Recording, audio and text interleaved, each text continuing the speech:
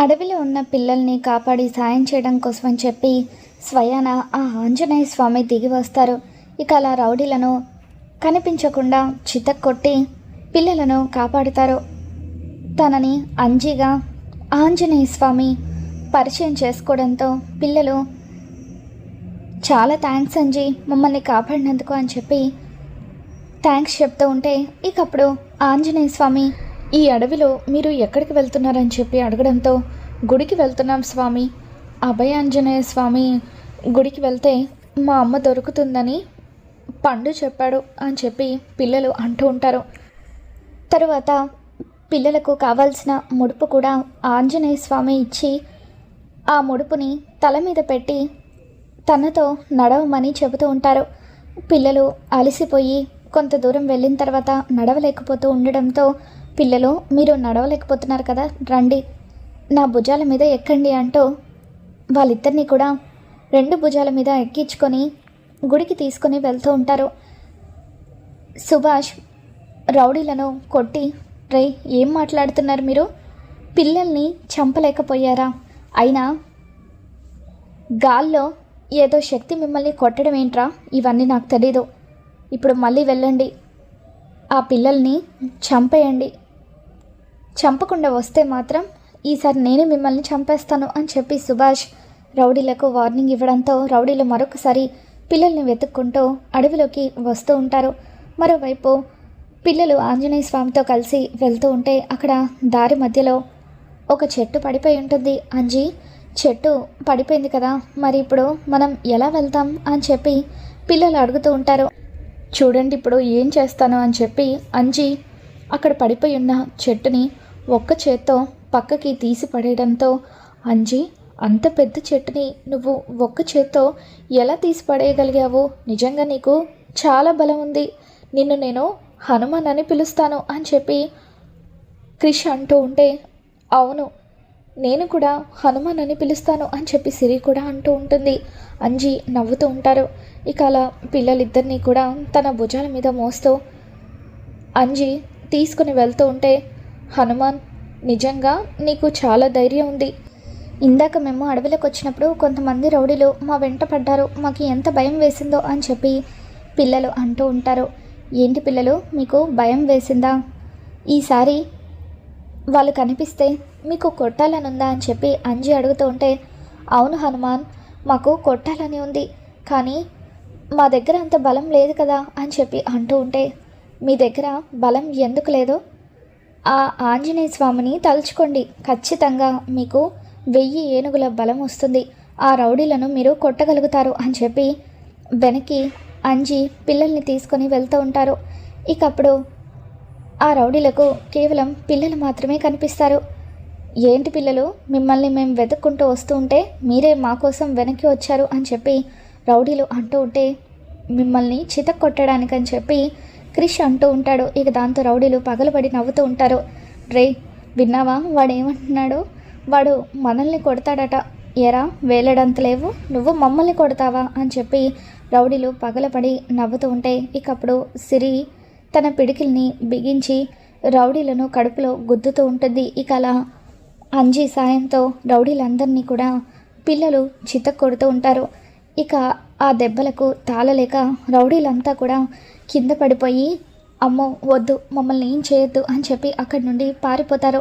ఇకప్పుడు సుభాష్, రే పని పూర్తయిందా అని అడుగుతూ ఉంటే, లేదన్నా ఈసారి ఆ పిల్లలే మా మీద తిరగబడి కొట్టారు, ఆ పిల్లలు మామూలు కాదు, వాళ్ళ దగ్గర ఏదో శక్తి ఉంది అని చెప్పి అంటూ ఉంటే, ఏం మాట్లాడుతున్నారా మీరు, చేతగాని వెదవల్లారా, పిల్లలు మిమ్మల్ని కొట్టడం ఏంటి, అసలైన మిమ్మల్ని పంపించి నేను తప్పు చేశాను, నేనే వెళ్ళాల్సింది అని చెప్పి సుభాష్ అడవిలోకి బయలుదేరి వస్తూ ఉంటాడు. మరోవైపు పిల్లలిద్దరూ కూడా రౌడీలను చితక్కొట్టడంతో, అంజీ ఈరోజు మాకు చాలా సంతోషంగా ఉంది, మా దగ్గర ఇంత బలం ఉందని మాకే తెలియలేదు అని చెప్పి పిల్లలు చాలా సంతోషపడిపోతూ ఉంటారు.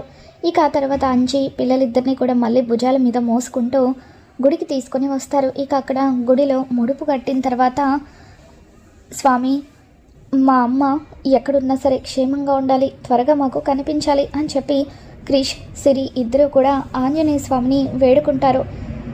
నేను వచ్చిన పని పూర్తయింది, జై శ్రీరామ్ అని చెప్పి అంజీ అక్కడి నుండి మాయమైపోతారు. పిల్లలిద్దరూ గుడిలో దర్శనం చేసుకుంటూ ఉంటారు. ఇక అప్పుడే సుభాష్ కూడా అక్కడికి చేరుకొని పిల్లల్ని చంపడం కోసం అని చెప్పి లోపలికి రాబోతూ ఉంటే విహారి సంధ్య ఇద్దరు కూడా పరిగెత్తుకుంటూ పిల్లల దగ్గరికి వస్తారు. పిల్లలు మీకేం కాలేదు కదా అని చెప్పి విహారి సిరిని క్రిష్ని దగ్గరికి తీసుకుంటాడు.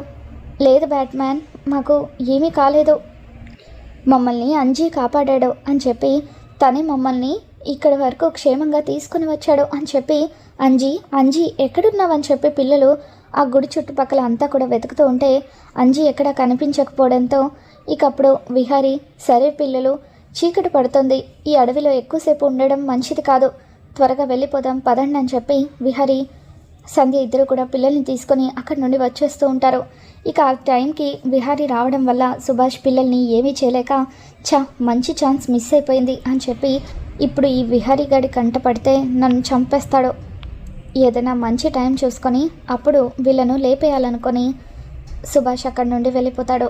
మరోవైపు పిల్లల్ని తీసుకొని విహారీ సంధ్య పండు వీళ్ళంతా కూడా కారులో వెళ్తూ ఉంటే రోడ్డు మధ్యలో ఒక తాత స్పృహ కోల్పోయి కనిపిస్తారు.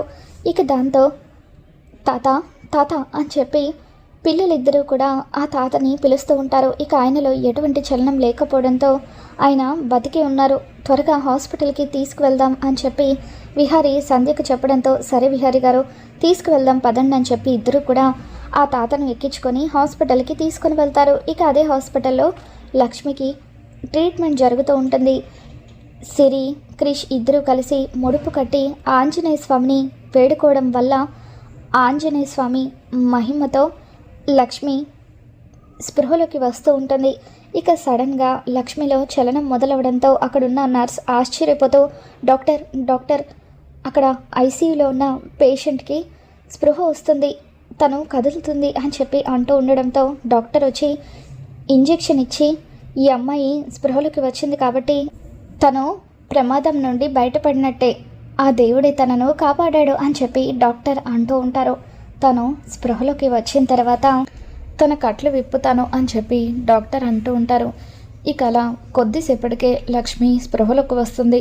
నేను ఎక్కడున్నాను అని చెప్పి లక్ష్మి అడుగుతూ ఉంటే మీరేం కంగారు పడకండి, మీరు హాస్పిటల్లో ఉన్నారు, మీకు చాలా పెద్ద ప్రమాదం జరిగింది, మా డాక్టర్ గారే మీకు ఆపరేషన్ చేశారని చెప్పి కాసేపట్లో మీ కట్లు విప్పుతారని చెప్పి నర్స్ అంటూ ఉంటే అప్పుడే డాక్టర్ అక్కడికి వచ్చి ఇప్పుడు మీకు ఎలా ఉందని చెప్పి అడుగుతూ ఉంటే ఒళ్ళంతా ఒకటే నొప్పులని చెప్పి లక్ష్మి అంటూ ఉంటుంది. ఆపరేషన్ అయింది కదా, కొద్ది రోజులు మెడిసిన్స్ తీసుకుంటూ ఉంటే అంతా సెట్ అవుతుంది అని చెప్పి డాక్టర్ లక్ష్మి కట్లు విప్పేస్తారు. ఆ గాయాలు తగ్గడానికి ఆయింట్మెంట్ ఇస్తాను, కొద్ది టైం పడుతుందని చెప్పి డాక్టర్ అంటూ ఉంటారు. మారిపోయిన తన రూపాన్ని చూసుకొని లక్ష్మి ఒక్కసారిగా షాక్ అవుతూ ఉంటుంది. ఇది నా ముఖం కాదు అని చెప్పి లక్ష్మి అంటూ ఉంటే ఆ రోజు జరిగిన ప్రమాదం వల్ల మీ మొహానికి చాలా తీవ్రంగా గాయాలు అవ్వడంతో మేము ప్లాస్టిక్ సర్జరీ చేశాము, దానివల్లే మీ రూపం మారిపోయిందని చెప్పి ఒక విధంగా ఇది మీకు పునర్జన్మ లాంటిది, ఆ రోజు జరిగిన ప్రమాదంలో మీరు బతకడం కష్టమని అందరూ కూడా అనుకున్నారు అని చెప్పి డాక్టర్ లక్ష్మికి చెబుతూ ఉండడంతో ఇక మారిపోయిన తన రూపాన్ని చూసుకునే లక్ష్మి ఎంతగానో బాధపడిపోతూ ఉంటుంది. మరోవైపు విహారీ సంధ్య క్రిష్ వీళ్ళంతా కూడా తాతని హాస్పిటల్ అడ్మిట్ చేసి ట్రీట్మెంట్ చేయిస్తూ ఉంటారు. ఇక అలా లక్ష్మి నా కొడుకు కూడా నన్ను గుర్తుపడతాడో లేదో, ఇప్పుడు వాడు ఎక్కడున్నాడో ఎలా ఉన్నాడో అర్జెంటుగా వాడి దగ్గరికి వెళ్ళాలని చెప్పి ఇక అలా ఆ రూమ్లో నుండి బయటకు వస్తూ ఉంటే అనుకోకుండా విహారీకి డాష్ ఇవ్వడంతో కింద పడబోతున్న లక్ష్మిని విహారీ గట్టిగా పట్టుకుంటాడు. ఇద్దరు ఒకరినొకరు చూసుకుంటూ ఉంటారు.